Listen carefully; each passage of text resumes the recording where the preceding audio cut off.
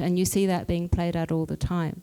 So I think that you're completely right that the fundamentalists, if you like, although that's maybe a word one doesn't want to use, but the politicians who use religion or use people's beliefs in a way, not that they've won, but they've certainly got the upper hand at the moment. Mm-hmm. But it's not, what I'm trying to say though is that the opposition is not feeling strong enough to go out and make the battles, if you like, as they did in the early 90s. Why? According to me, but I would wish someone else would come in here. I think it is because we have the sense of insecurities and fears, and that is linked to racism, to our fear of the other, and I think shorthand terms there for very complicated things. And I think it's also related to the way in which the media, and this is perhaps because I do live in Italy, is whipping up a lot of fear of what this financial crisis will mean for you and your family. Okay, well, I'm going to take some more. I know this. Can I just add one little thing on this issue thing. of religion? That it's important to walk away from here, not with the impression that while there are obviously political debates and controversy now and then in various countries, that is not an overall situation. And that the actual programs and the services, the activities, making progress in terms of the actual agenda agreed in Cairo is moving forward. Okay. But yes, this is an agenda which is sensitive, and once in a while there's a controversy. The important thing is to keep at it and come up with solutions. And fight the pessimists. Exactly. Otherwise we never achieve anything. Thank you. Let's have a quick second round. I'm aware of the time. Maybe the gentleman who was so annoyed with me before wants to start this round. Would you like to speak? Hold on to the microphone. No. Very good. I'm a bit afraid. Just say who you are too, sorry. Yeah. My name is Henry Riedijk, and I'm a little company in sustainability and social development. Yeah. And I work for over 30 years now here in Holland. Yeah. So we have also problems here in Holland. But my question is, how much money do you need? Do you have numbers? Then we can give you some money. Okay, very good. Thank you very much. I'm sure there'll be answers to that. Yes, Dianda?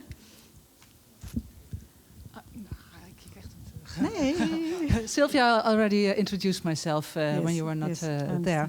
I was not in Cairo, but 2 weeks ago I was in Berlin at the Cairo Plus 15 conference, together with 400 people from all over the world. And we worked very hard to compose, let's say, a call of action to governments. And we were there with NGOs. And I'm sure we as NGOs will do our best to move Cairo beyond 2014. So top issues? What were the top issues? Lots. Yeah. I mean, they didn't differ from the Cairo issues because there's so much still to accomplish. Okay. But as Mari said, transformations take a lot of time. I agree with that. We have only 5 years for the Cairo. And my question to Mari is, as a UNFPA, as a kind of mandate, you might say, until 2014, what can we expect from UNFPA? And what can we as NGOs do to help you? Yeah. Okay. To put the urgency further. Yes? Thank you. Thank you, Dianda. I'm Hilde Kroes. I work for World Population Foundation and I'm an advocacy officer for the Cairo Agenda. So to add to Dianda's point, really, what can we do until 2014? But especially, what can we do after that? Because 2014, the action plan ends, MDGs end 2015. I'm worried about the rights approach, the choice approach that is lacking in the MDGs. So what will happen after that, and what role can we play? UNFPA. And what do you think should happen afterwards? We should push for a collaborate new action plan. I would say with everyone, but keep the choice and rights-based approach. Thank you very much. My name is Jeanette Slootbeek. I'm an international consultant on sexual health. I have a more broader question.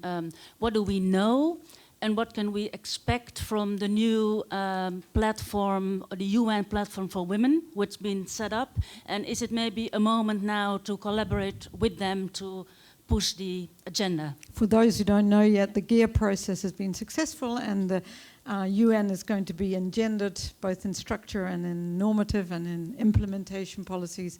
Hooray, hooray. So is let's it fill only it. bureaucracy, or can we do something really Good question. concrete with it? Good because question, it's there yes. now.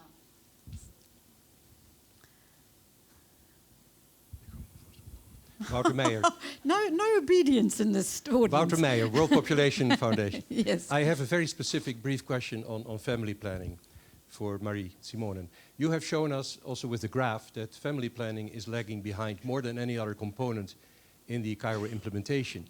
My question is, what is the analysis? And the second, even more important question would be how to reverse the trend. Where does UNFPA stand on this? And maybe can I ask you back, because the last question which you challenged to is what about the men? How do we involve men and women in this whole discussion? Would you have an idea about that? Yeah, I think UNFPA is involving men in almost each and every program. There's a lot of progress, which unfortunately wasn't reported much. Maybe, perhaps, I don't want to throw the ball back to Marie, but you may want to report on some of the great successes you've made on involving men. Okay. It's never enough.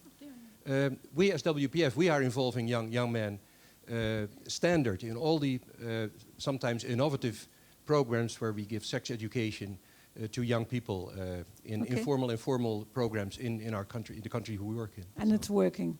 It is working, yes. Good, yes. thank you very much.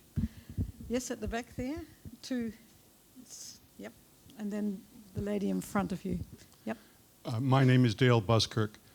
I think the point that Wendy made, that improvement will be only on the margins until such time as there's fundamental changes in the international political and economic realms is right on. My question to her would be, what does she perceive as the most important fundamental political reforms on which we can work to make the things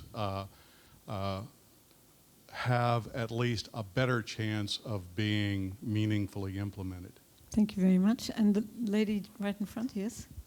Yes, José van Eindhoven. I think my question, or my point goes on to her point and his point, namely on the agenda for after 2014. What about the possibility of merging or at least connecting the agendas on women and economics?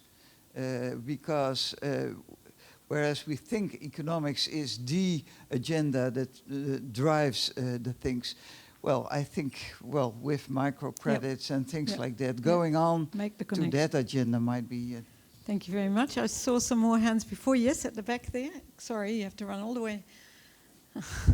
Thank you. Good. Okay. Thank you, Mary and Wendy, for your presentations. They are very good. My name is Averi Timganga. I'm a student at ISS. And I have questions regarding the children. I was very impressed by the goat in Ethiopia, the goat that was going to the girls that are married. But my question is, what these skills and empowerment that you're giving the girls, and they go home with the goat, when they get home, there's the gender and power relations at home. How are you dealing with that? And also, in addressing the issues of children, of marriage, we are talking about children.